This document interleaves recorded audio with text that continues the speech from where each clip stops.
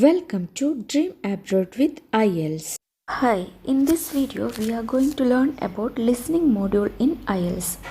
Before going to see listening module in detail, just have a look at what is IELTS.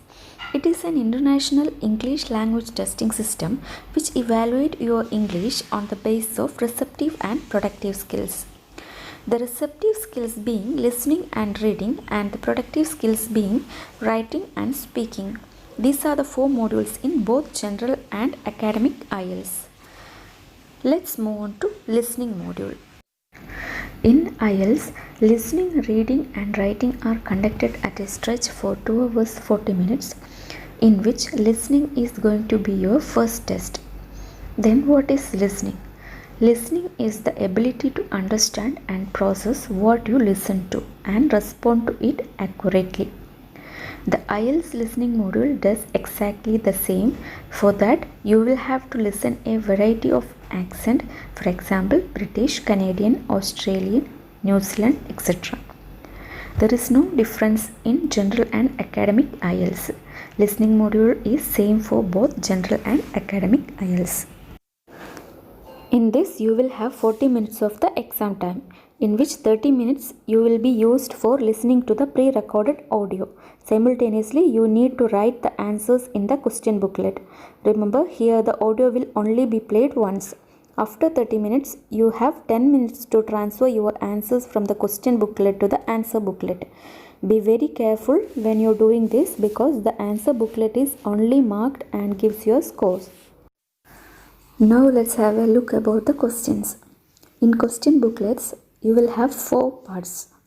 Before it was called sections, now it is called parts. I already uploaded a video for this. Please watch it if you are not. Also, I'll give a link below.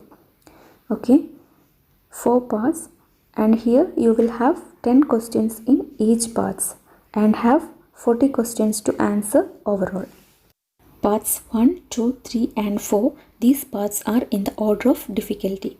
That means first part is going to be the easiest, whereas the fourth one is going to be the most difficult. Part 1 and 2 will be based on a social topics and it is easy. It will check your survival English or basic English. Whereas part 3 and 4 will be based on an academic topics and it is difficult. It will check your academic English. Let's see each parts in detail. First, part 1. In this, you will be listening to 2 speakers. It may be either a conversation or a transaction. For example, about a travel arrangements, hotel reservation, admission enquiry, appointments for a doctor, etc. In this, they are checking only survival English or basic English. Next is part 2. It is little more difficult compared to part 1. In this, one speaker talking about a social topic, for example, about an event, place or an incident. In this, always talking about a general topic, not an academic. Next is part 3. It is more difficult. There are 2 to 4 speakers, which means sometimes 2 speakers, sometimes 3 or sometimes 4 speakers. They are going to be having a conversation set in an academic environment or an academic situation, and they are always talking about an academic topics. This is little more challenging because it's easier to listen 1 or 2 speakers, but 3 or 4 speakers it is too difficult. Be very careful while doing this part, and it is important because to be able to identify the each speaker's voice. Last part is part 4. It is most difficult and it's just a 1 speaker. Also, it may be faster and they are giving an academic lecture.